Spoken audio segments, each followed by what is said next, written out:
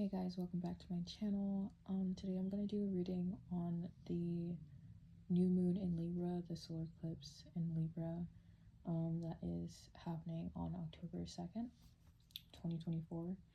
I'm going to be looking into what is being illuminated, what is being highlighted, and what you're meant to take from this.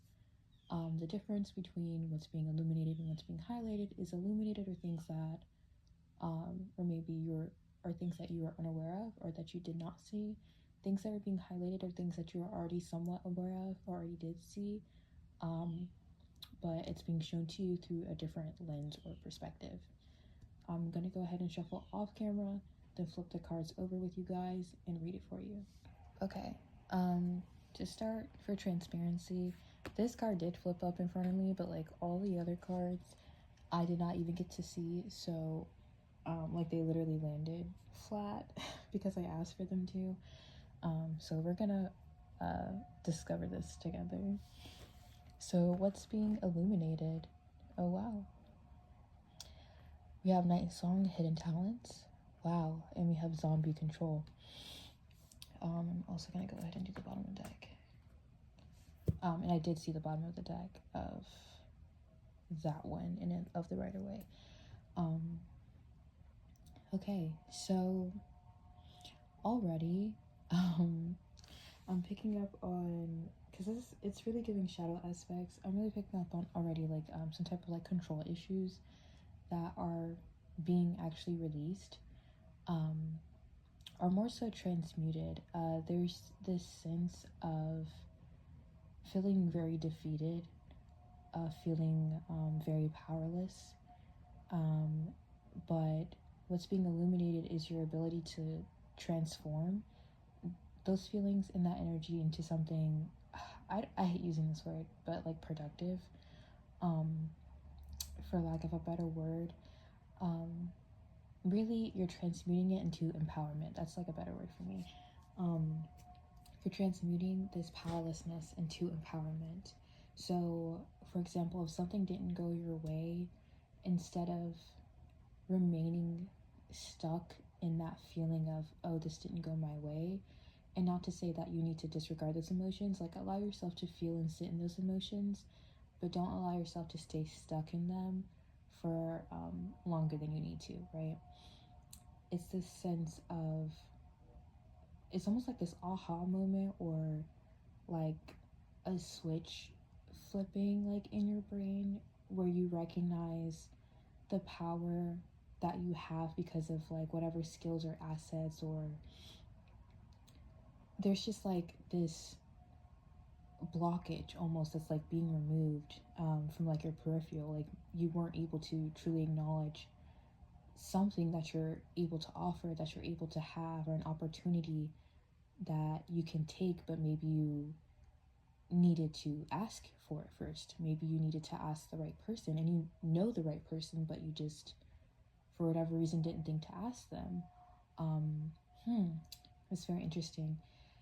Yeah, there's a lot of transformation coming through because of, ironically, this sense or this feeling of powerlessness, and it's transmuting that feeling of like needing to be being in control of everything, and kind of heading towards the other end of the spectrum and recognizing where you have control of yourself and what you can do in this very moment and in each moment moving forward.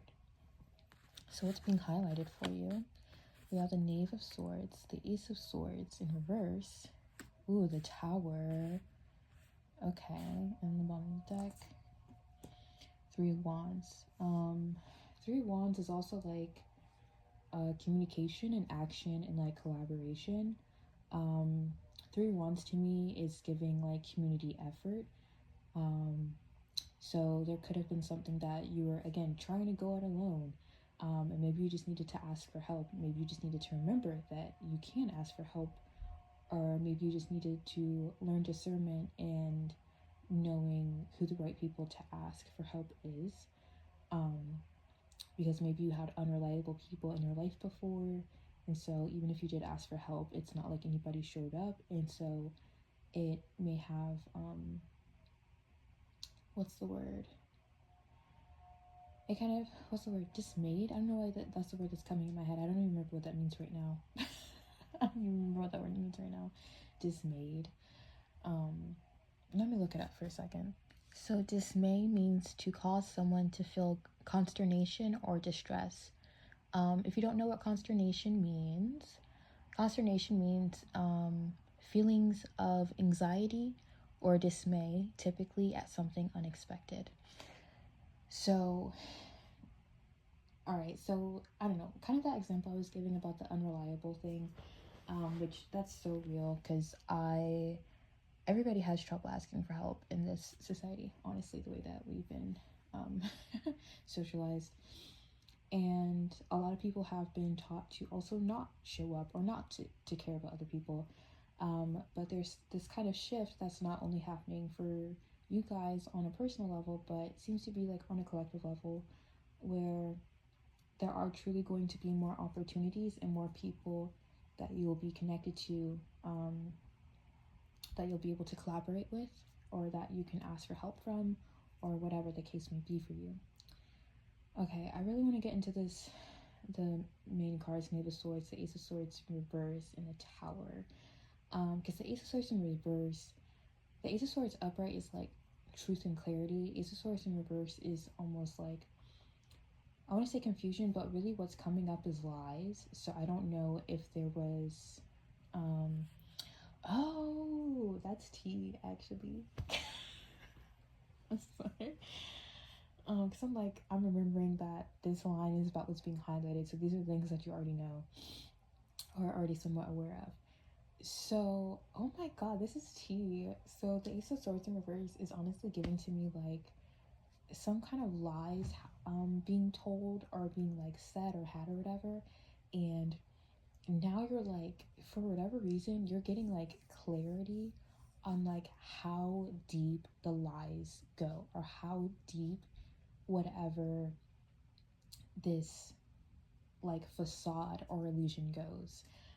And that could be on just a personal level, it could be on an interpersonal level in regards to like some type of relationship, it could be on like a systemic level, whatever it is. It's like whatever these lies and illusions that were brought to you and that you have been becoming aware of, like something is occurring where it's being revealed even more, like the details of it is being further, what am I saying, further revealed to you.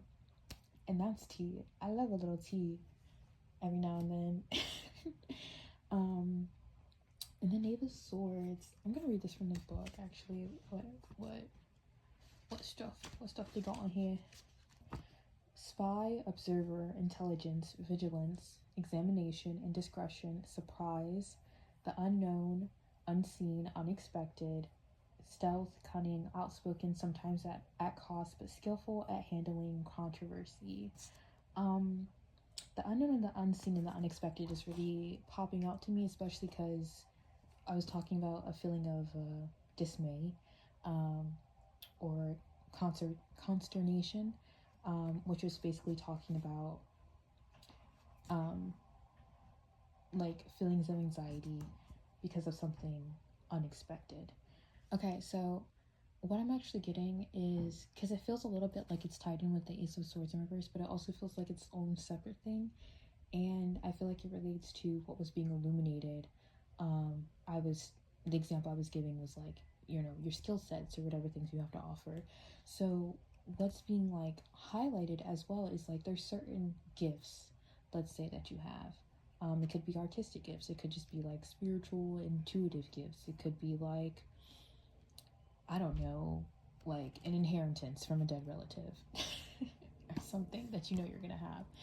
And whatever these things are, however the situation applies for you, it's like you're getting, I'm getting a sense of you getting more than what you anticipated or more than what you asked for.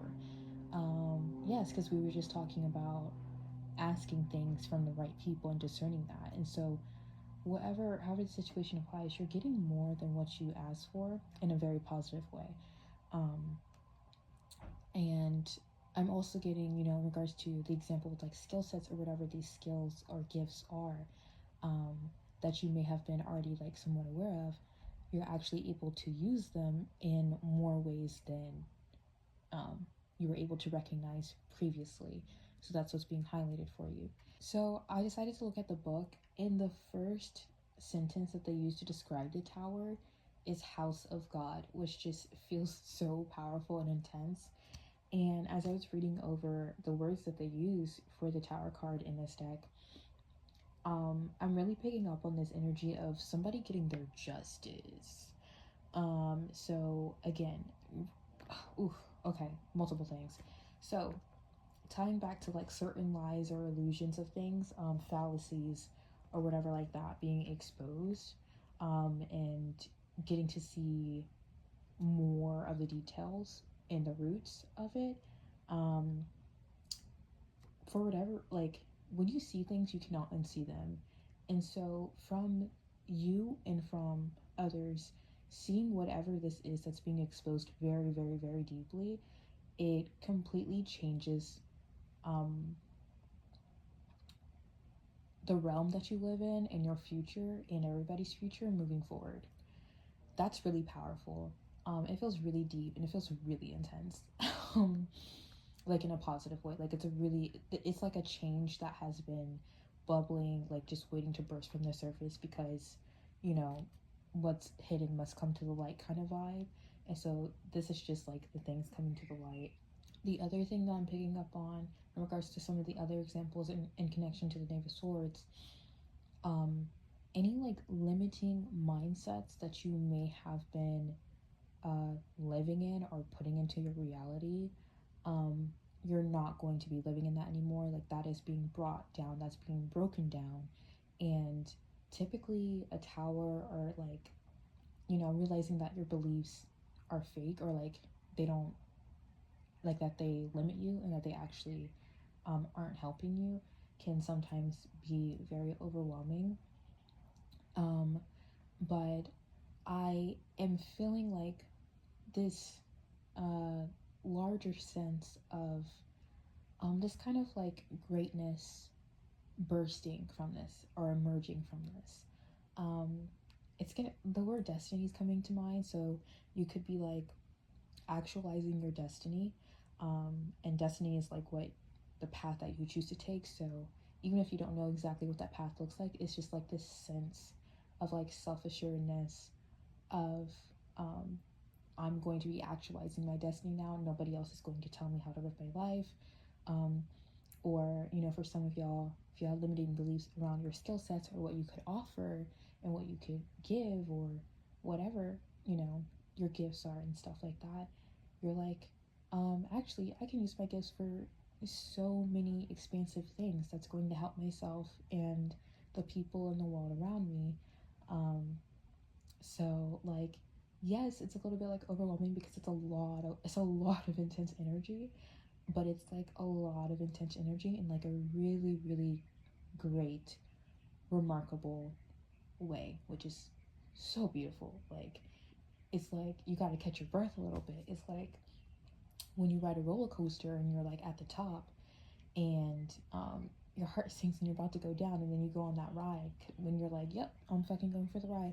I don't know if y'all get that analogy, but whatever. um we're gonna move on to what you are meant to take from this. So you have the High Priestess, okay, it's here, Page of Wands, and the Tower again, the Tower. And it's kind of funny because the zombie control card also little, like the tombstone a little bit looks like a tower, in my humble opinion. And then what do we have over here? We have the Ten of Pentacles at the bottom of the deck. That is very beautiful. So yeah, I feel like this has to do, like this is, it's both on an individual and like a collective level, like a community level as well, that all of these energies are taking place and materializing certain things and revealing certain things. This is very, very powerful energy. So I'm actually going to start with the Tower because what I'm getting from that immediately is like, I feel like one of the lessons you're meant to take from this is that the towers will always fall if they're not built on like a stable foundation, if they're not built on sustainability, if they're not built out of like genuineness or whatever the values and factors in regards to your situation are, um, they will always tumble. So it's kind of this vibe of like, you know, sometimes it looks like the bad guys, quote unquote, are winning, but they never will. And so it's just kind of like this restructuring of the belief that, ooh, okay. And I've been hearing this thing a lot because I was about to say, nice guys finish last. I've been hearing this phrase a lot, where it's like the last will be first, the first will be last, which is basically saying those who seem like they're always first or who always like getting what they want, especially when they don't deserve it because they're not, you know, good people. Um, Not like that's like the antithesis of everything, but you know, if they're not, y'all get what I'm saying. It seems like the bad people are winning. Um, Everything is like about to be flipped. This is like literally justice. This is literally like a lot of y'all on an individual and a collective level are receiving your fucking justice like once and for fucking all, and will continue to. This is so like Age of Aquarius energy. But basically like those who seem like they were winning when they were like not the good guys, they're going to be last. People are going to see them for who they are. Things are going to be seen for what they are. Systems or whatever the things are, they're going to be seen for what they are, and they're going to be put last. And what will be put first are the people who have been left behind, the people who have been forgotten about, um, and the people who have been caring this entire time. So these are wonderful.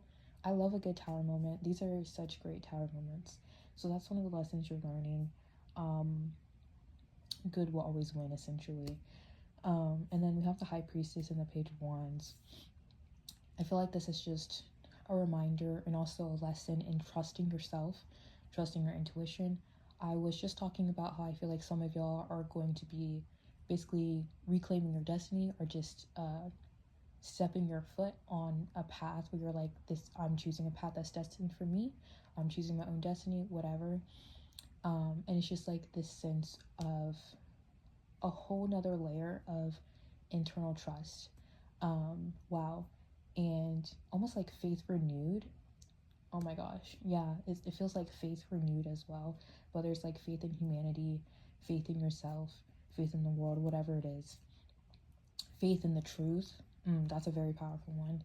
Um, yeah, just faith restored and a trust in yourself, in your divine, um, I want to say in your divinity actually, being restored, and in the divinity of others as well.